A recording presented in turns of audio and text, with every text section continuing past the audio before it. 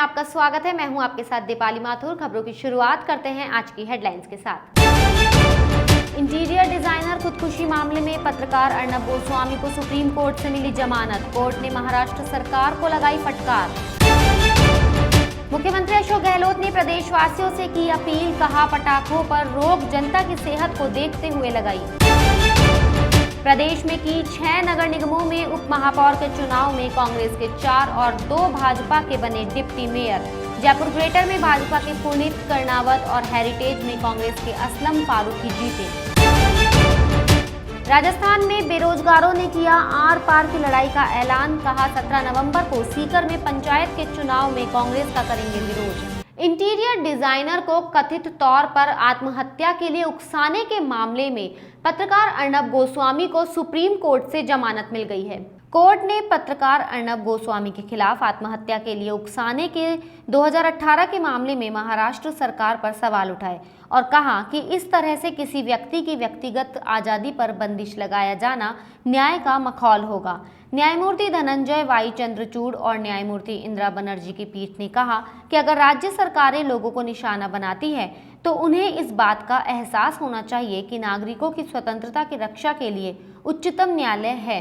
शीर्ष अदालत ने इस बात पर चिंता व्यक्त की कि राज्य सरकारें कुछ लोगों को विचारधारा और मत भिन्नता के आधार पर निशाना बना रही हैं।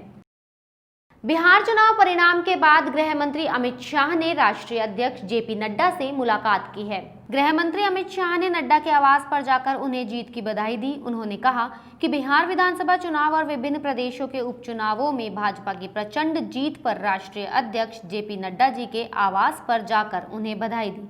प्रधानमंत्री नरेंद्र मोदी और नड्डा के नेतृत्व में हम सभी कार्यकर्ता देश के समग्र विकास के लिए समर्पित है। छत्तीसगढ़ के बांदे जिला सहकारी केंद्रीय बैंक में खाता धारकों से विड्रॉल स्लिप देने के नाम पर 100 रुपए वसूले जा रहे हैं। छत्तीसगढ़ सरकार ने 1 नवंबर को धन की तीसरी किस्त का अंतरिम पैसा किसानों के खातों में जमा करवाया। सरकार के पैसा जमा कराने पर बैंक में किसानों की भीड़ बढ़ गई। ग्रामीणों का कहना है कि क्षेत्र में एक ही सहकारी बैंक होने के कारण दूर दराज से आने वाले किसानों को उनका भुगतान नहीं मिल पाता है। उन्हें रोज बैंक के चक्कर लगाना पड़ता है। लाभार्थियों ने शिकायत की कि बैंक उन्हें विड्रॉल पर्ची समय पर नहीं दे रही है, जबकि यह बैंक की सील लगी पर्ची दुकानों में बिक रही है। किसान संघ अध्यक्ष पवित्र घोष जी ने बैंक पर सवाल खड़े किए हैं। सर, मैं यहाँ पर पैसा निकालने के विड्रॉल पैसा निकालने के लिए आया था मैं यहाँ पर, तो वहाँ पर जाके पूछा तो विड्रॉल पेपर नहीं है बोला। तो उसके बाद में मैं साइड दुकान में गया, उसके बाद में मैं पूछा विड्रॉल पेपर है या नहीं है। तो अब दुकान वाले बोल रहे हैं कि यहाँ पर 100 रुपये देने से विड्रॉल फॉर्म भर देंगे। मैनेजर के इस बारे में नहीं बताया। क्या बोलते हैं, बोनस के लेने के लिए हम 3-4 बार आ चुके हैं। ये हर रोज 12-1 बजे के बाद ही जाके कैश लेन देन चालू होता है। उसके पहले कोई लेन देन भी नहीं, कुछ भी नहीं। किसान ऐसे 10-20 लोगों का हर रोज मिलता है, बाकी वापस चले जाते हैं किसान। 1 बजे करीबन 1 बजे 12-1 बजे से चालू होता है। मैनेजर तो अपना भाषण बोल दिए, ये पूरा सरासर गलत है। मेरा नाम पवित्र घोष, मैं परलकोट किसान कल्याण संघ का मुख्य संचालक हूँ। बांदे मेरा घर है। मुझे आज लगभग 2 बजे के आसपास से एक फ़ोन आया कि जिला सहकारी बैंक में हमको विड्रॉल नहीं मिल पा रहा है और हमें विड्रॉल की जब व्यवस्था किया जा रहा है तो उस विड्रॉल अड़ोस पड़ोस दुकान में हमको 100 रुपये में एक विड्रॉल मिल रहा है। जब ये खबर मिला, मैं यहाँ पर आया तो आने के बाद मुझे एक आदमी मिला जिन्होंने मेरे पास गवाही भी दिया है, जो वीडियो मैं बना के रखा हूँ कि वो आदमी 100 रुपये में पड़ोस दुकान से विड्रॉल लेता है।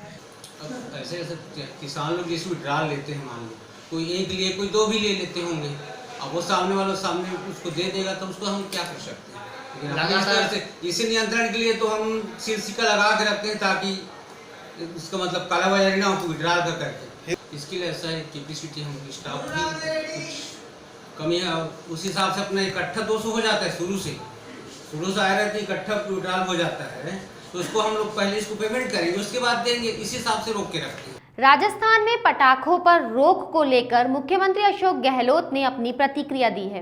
उन्होंने प्रदेशवासियों से दिवाली पर पटाखे नहीं चलाने की अपील की है। उन्होंने जनता से कहा कि पटाखों और आतिशबाजी पर रोक धर्म अथवा पर्व को देखते हुए नहीं, बल्कि प्रदेशवासियों की सेहत को देखते हुए लगाई है।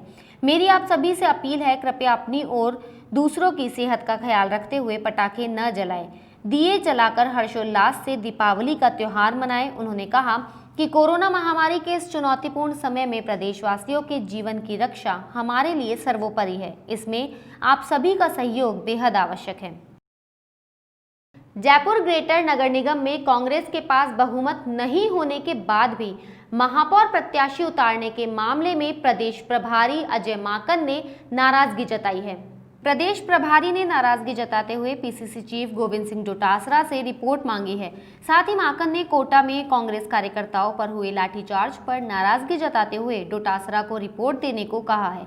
गौरतलब है कि जयपुर ग्रेटर में महापौर के चुनाव में करारी हार मिलने पर कांग्रेस पार्टी की काफी किरकिरी हुई थी।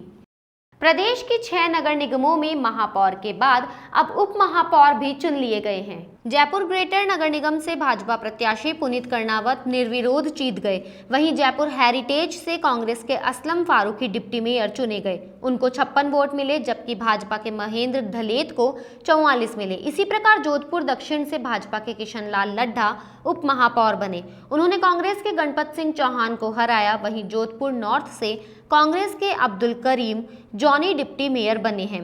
इसी प्रकार कोटा नॉर्थ से कांग्रेस के सोनू कुरैशी उप महापौर चुने गए। देवली उनियारा से कांग्रेस विधायक हरीश मीणा ने मुख्यमंत्री अशोक गहलोत को एक पत्र लिखा है। पत्र में विधायक ने देवली उनियारा विधानसभा क्षेत्र के किसानों को अतिरिक्त पानी देने की मांग की है।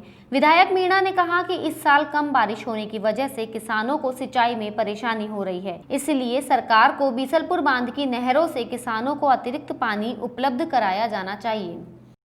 प्रधानमंत्री नरेंद्र मोदी 13 नवंबर को जयपुर और जामनगर के आयुर्वेद संस्थानों का उद्घाटन करेंगे। 5वें आयुर्वेद दिवस पर प्रधानमंत्री वीडियो कॉन्फ्रेंसिंग के जरिए इनका उद्घाटन करेंगे।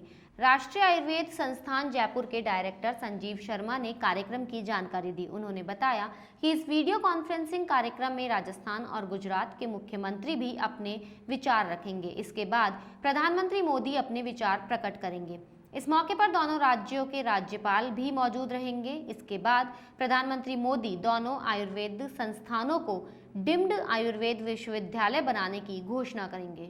भारत सरकार द्वारा राष्ट्रीय आयुर्वेद संस्थान जयपुर को डीम्ड यूनिवर्सिटी यानी मानद विश्वविद्यालय के रूप में अधिसूचित किया गया है और इस मानद विश्वविद्यालय का राष्ट्रीय आयुर्वेद संस्थान को मानद विश्वविद्यालय यानी डीम्ड यूनिवर्सिटी के रूप में प्रधानमंत्री महोदय वर्चुअल प्लेटफॉर्म से 13 तारीख को 11 बजे यहाँ राष्ट्र को समर्पित कर रहे हैं।